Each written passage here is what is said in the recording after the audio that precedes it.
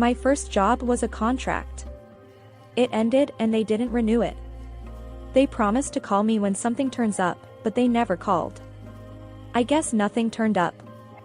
I couldn't afford the rent to my apartment, so I moved in with my boyfriend. I didn't have anyone to rely on but him. I enjoy living on my own, however, I was so financially strapped that I had to move in with him. I stayed home with my boyfriend for 6 months before I had a new job.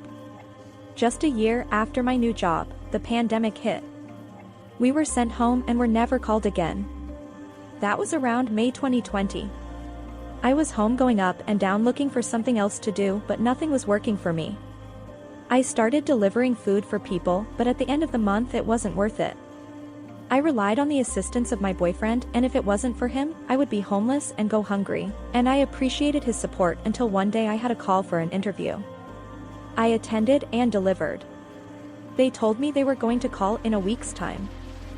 I couldn't wait to break the news to my boyfriend. When I told my boyfriend that I got a job, he was happy for me. He made a comment that took me aback for a second. He said, "Now you can help contribute your part." I felt offended by that comment because I thought he was supporting me out of the goodness of his heart. And the job was not guaranteed. What if I didn't get it? Then I would have the guilt that he wasn't supporting me out of the willingness of his heart. But I wasn't going to let that damp my spirit. A week later, their call didn't come. I called the HR. "I've been waiting for your call." She asked my name and I told her. She said, "Oh, I was supposed to call you yesterday, but something happened, and I forgot. I was going to call you today. You have been shortlisted for another round of interviews. When are you available?" I answered, "I'm available today or tomorrow or any day.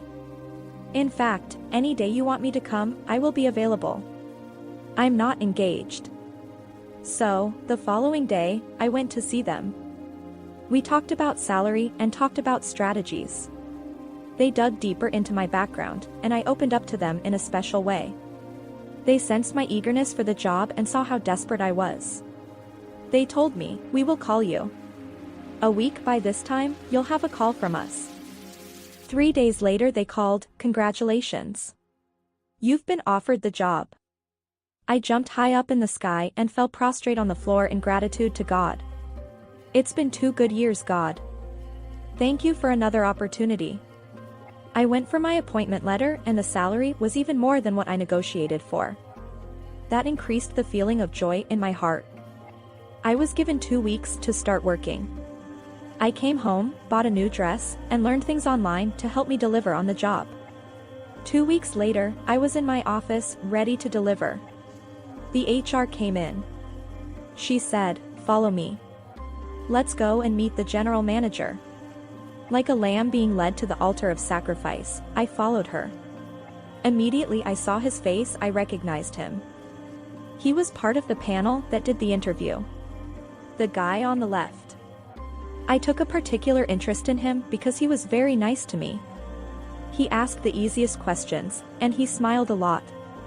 When my words weren't coming, he threw the words at me, and I caught on to them. I remember thinking, this guy is single-handedly winning me this job. I didn't see him during the second interview, but that was okay. In his office, he smiled and shook my hand. "Welcome to the team. We believe in your capability. That's why we've brought you on board. The talking is over now, show us what you're capable of." I courteously answered, "I won't disappoint you. I will deliver just as it's required of me." I don't report to him, but he took a special interest in helping me settle. I remember asking a colleague, "Is the GM always this nice?" He answered, "He likes to be involved, but he can be very stern and demanding. You're new here, that's why. Enjoy until the newness in you fades away. Then the pressure will come." After I got the job, things started getting tense around the house between me and my boyfriend because I wasn't home cleaning and cooking for him like I used to. I found any excuse to leave early so I will make a good impression at my new job. I will go to the GM's office in the morning to greet him. I will go there again in the evening to say goodbye. I gave him my number and showed him where I live because it came up in one of our conversations. And then the calls started coming. The messages kept dropping in. It wasn't about the messages or the text messages that piqued my concern, but the times he sent them. I will be spending time with my boyfriend, and he would be wondering who I was texting. Would I tell him it was about work? He would question what kind of work assignment do I have to do by that time. The GM didn't have a barrier. If I sought to create them, he would jump over them and come right in. I knew what he wanted from the tone of his voice and the texture of his messages. He said, "Can I come and visit one of these days?" I answered, "I live with my boyfriend." He didn't mind that I had a boyfriend, he insisted that we could hang out around my neighborhood. I was worried about it, but I felt like I couldn't say no. He asked for direction, and I sent him a Google map of my place. Guess what? He came to visit me in the evening. My boyfriend was getting ready to go to bed, so I told him that I was going to the store. I came outside and entered his car and we drove away. I wasn't properly dressed, but he didn't care. He drove until we were completely out of my neighborhood. We ended up at a food joint that looked like he visits there a lot. He bought me food and drink and we talked for the rest of the night.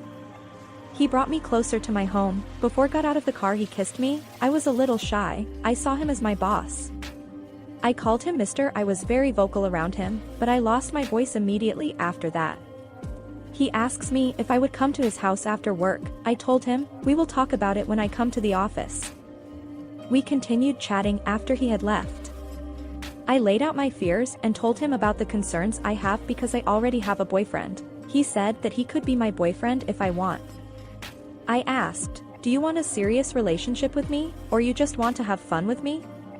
He said he wanted something serious. Something that can lead to marriage. I asked, "I don't know much about the company policies regarding relationships. Is it allowed?" He answered, "Yeah, it's allowed as far as it doesn't affect your work and mine." I asked again, "And you're sure that you're single? There's no other girl in your life, especially girls from the office?" He answered, "There's no one.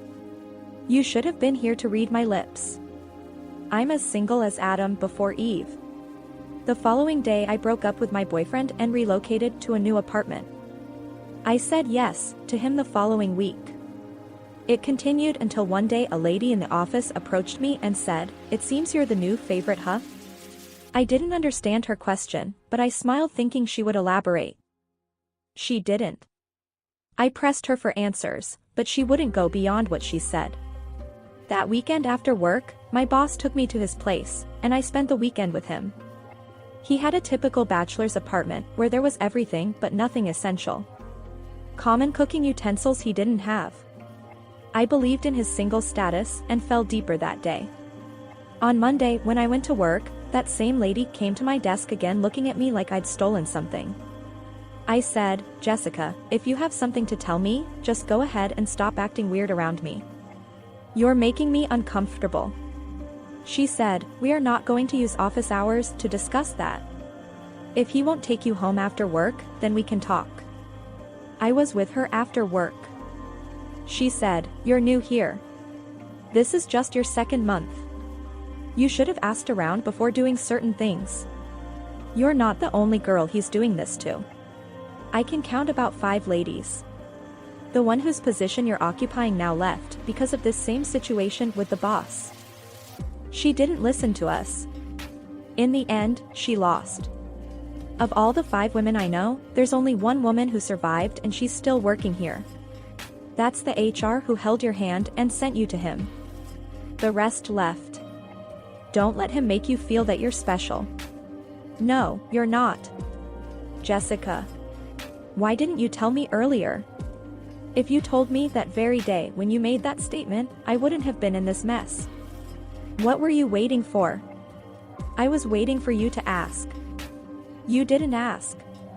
I came because I like your innocence and your free spirit around here. I had already slept with him, but I told myself, it's not too late to pull away. I started giving him excuses. I refused his calls and didn't respond to his messages. I don't report to him, so I stopped going to his office. One day he came to my desk and asked me to see him in his office. He said, "You've started listening to gossip, right? Don't believe everything you're told because they are not true. I love you and I want to start a life with you. I said, I'm not listening to anyone. I just don't feel right about it. We go out there and do all that and come and pretend around here? That's what is bothering me. I'm pulling the plug so I can concentrate on my work. We had this conversation 2 months ago, but this man continues to chase me around. At some point, I wanted to believe him. I went to Jessica again. Are you sure of what you told me? He seems genuine. She showed me text messages between herself and the boss. He took it on her, but she was smarter than I was. She said no to him and stood on her ground. My respect for her went up. She did what I couldn't do. I have the facts to argue against him, but unfortunately for me, I can't name Jessica and I can't bring her into the frame of our argument. Whenever I tell him I'm not the only one he's doing this to and he asks for evidence, I'm not able to provide it. He has been coming. He gets angry with me unnecessarily at work. He piles pressure on me only to call in the night and apologize. This work is good. It's solving all the problems in my life. I don't want to lose it, but he also doesn't want to lose me. He said I'm too good to let go. He hadn't met a well-mannered girl like me, and he would do everything to have me back in his life. I started to pull away from him. This time I was hell-bent of following the Jessica plan, but unfortunately for me it didn't work out the way I planned. I was called into HR, and they told me that they would let me go for performance issue. I felt sick to my stomach cause this was a shock to me. I asked the HR lady if it was because of him that I was getting let go, and she wouldn't respond. Can you believe this lady called the security on me and they walked me out? It was so embarrassing. I wanted to file a lawsuit for harassments, but I haven't saved enough money. I just got a new apartment, and I can only afford my next month rent. I have called my ex-boyfriend to see if he would take me back, but he wouldn't respond to my calls. Obviously, what happened to this lady was unfortunate, and nobody, man or woman, should feel uncomfortable or unsafe at their workplace. But it goes without saying that what goes around comes around. She needed financial support and her boyfriend was there for her.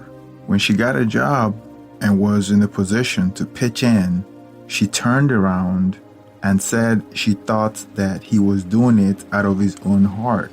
As a man, if you're in a relationship with a woman and she feels like you don't deserve her, she rationalizes the reason why she's in a relationship with you. In her mind, the reason why she was with him is because of the financial support. When her financial condition changed, she had no use for his financial support, so the relationship was over.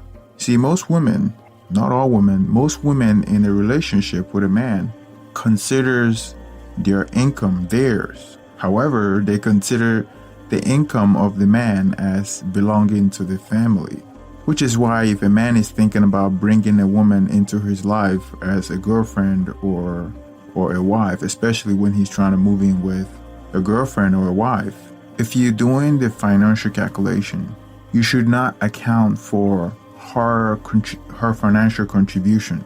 Otherwise, you'll be disappointed. It's better when a man is trying to get married or when you get into a relationship, a long-term relationship, to make sure that you do not depend on the financial income of the woman. You assume that you are going to be the sole provider, even if you are not going to be the sole provider, because it's not a good look, it's not a good financial standpoint to depend on the woman's contribution, because it's just, women are not built like that.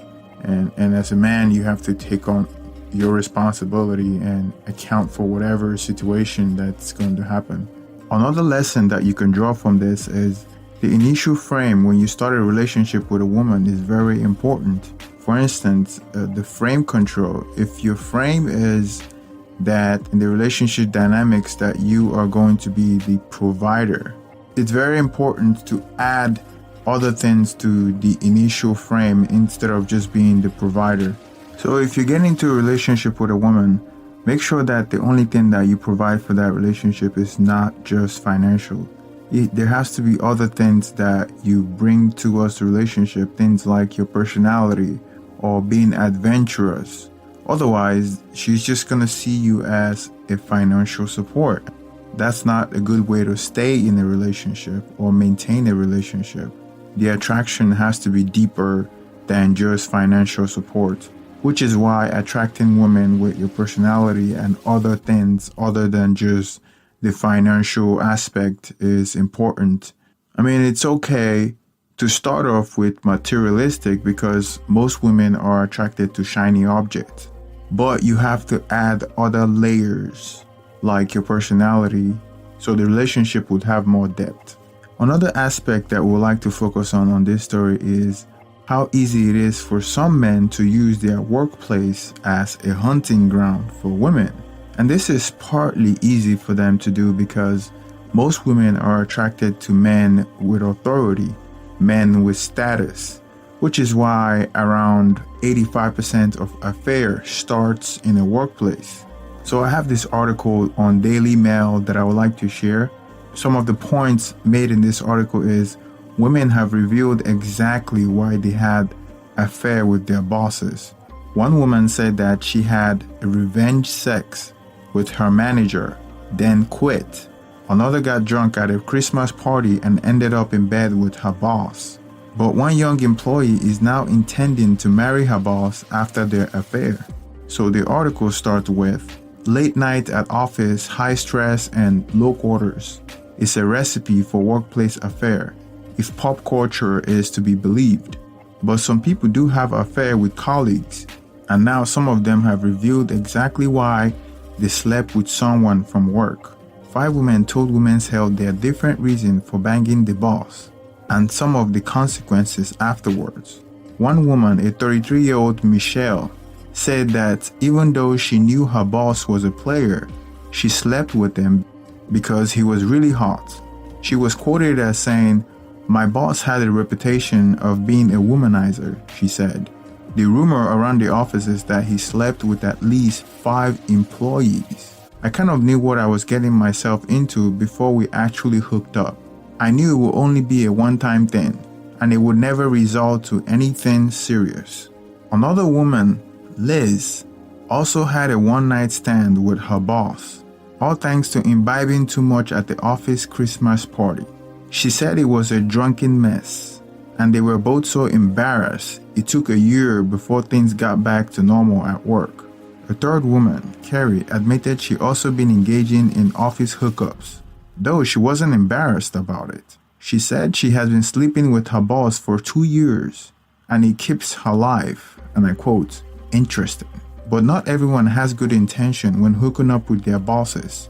Debbie, 31, told Women's Health that she had revenge sex with a manager. She was quoted as saying, "I figure it would be a lot of fun to sleep with him and then quit because he's super hot. 2 weeks after the first and only time we hooked up, I quit." Close quote. But according to one woman, sleeping with the boss can have a happy ending. After a lot of flirting from when we first met, she kissed her boss and they have been secretly together ever since. According to statistics, up to 36% of people have an affair with a coworker. That's the end of the article. Please don't forget to like and subscribe. Please make sure you put down your comment below. Make sure you like and subscribe. Thank you. Have a good day. Checking out.